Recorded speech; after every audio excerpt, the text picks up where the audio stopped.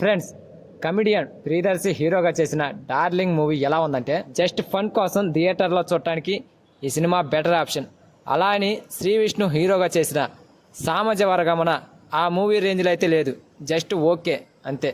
Friends, నాకు ఈ cinema అలా ఎందుకు అనిపించిందో మనం ఇంకాస్త ఇన్డెప్త్ రివ్యూలోకి వెళ్ళి తెలుసుకుందాం. దానికంటే ముందు ఈ వీడియోని చూస్తున్న వాళ్ళు ఎవరైనా ఉంటే ప్లీజ్ గైస్ లైక్ చేయండి, అలాగే నా ఛానల్ని సబ్స్క్రైబ్ చేసుకొని పక్కన ఉన్న బెల్ ఐకాన్ని క్లిక్ చేసుకొని అలా పెట్టుకోండి ఫ్రెండ్స్ ప్లీజ్. ఇక మ్యాటర్లోకి వెళ్తే ఈ సినిమా రిలీజ్కి ముందు ప్రమోషన్స్ గట్టిగానే చేశారు. ఎంతైనా హనుమాన్ మూవీ ప్రొడ్యూసర్స్ కాబట్టి ఆ రేంజ్లో ఉంటాయి ఇలా ప్రమోషన్స్. ఇక ముందు సినిమా స్టోరీ గురించి మాట్లాడుకుంటే, రాఘవ్ అంటే హీరో ప్రియదర్శి పెళ్లి చేసుకొని భార్యను ప్యారిస్ తీసుకెళ్లాలని చిన్నప్పటి నుంచి కూడా కలలు కంటూ ఉంటాడు. ఇక ప్రియదర్శి తల్లిదండ్రులు చూపించిన ఒక అమ్మాయితో పెళ్లికి రెడీ అవుతాడు. కానీ ఆమె సడన్గా ప్రేమించిన వాడితో వెళ్ళిపోతుంది.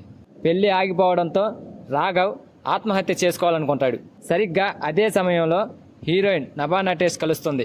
పరిచయమైన 6 గంటల్లోనే హీరోయిన్ పెళ్లి చేసుకుంటాడు. ఇంతకీ ఈ ఆనంది అంటే నభా నటేష్ ఎవరు? ఆమె ఒక్కొక్క టైంలో ఒక్కోలా ఎందుకు నటిస్తుంది? చివరకు వీళ్ళిద్దరూ కలిసి ప్యారిస్ వెళ్ళారా అనేదే ఈ సినిమా స్టోరీ.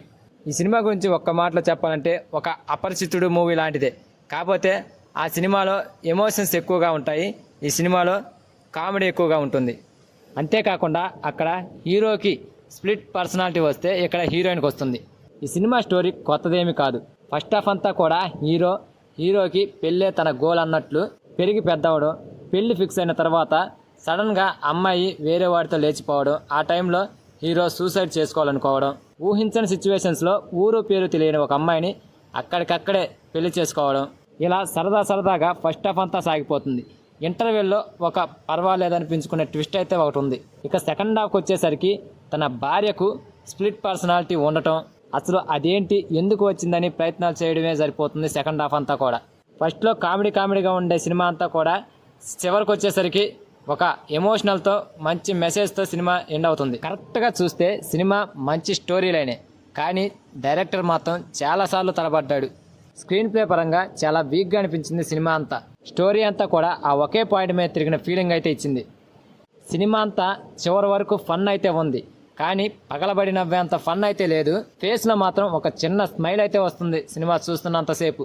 ఇక ఫైనల్గా క్లైమాక్స్కి వచ్చేసరికి కొన్ని ఎమోషన్ సీన్స్ పట్టడంతో సూపర్ సినిమా అని అనిపించుకోకపోయినా పర్లేదురా బాగుంది అనేలా మాత్రం అనిపిస్తుంది ఈ సినిమా ఖచ్చితంగా. సో అది ఫ్రెండ్స్, సినిమా జస్ట్ ఫన్ కోసం అయితే ఈ సినిమాని చూడొచ్చు. ఈ సినిమాకి నా రేటింగ్ వచ్చేసి 2.5 out of 5. So that's it guys. ఈ వీడియో కనుక నచ్చితే ప్లీజ్ గైస్ లైక్ చేయండి, షేర్ చేయండి అండ్ సబ్స్క్రైబ్ చేసుకొని పక్కన ఉన్న బెల్ ఐకాన్ని క్లిక్ చేసుకొని ఆన్లో పెట్టుకోండి ఫ్రెండ్స్ ప్లీజ్.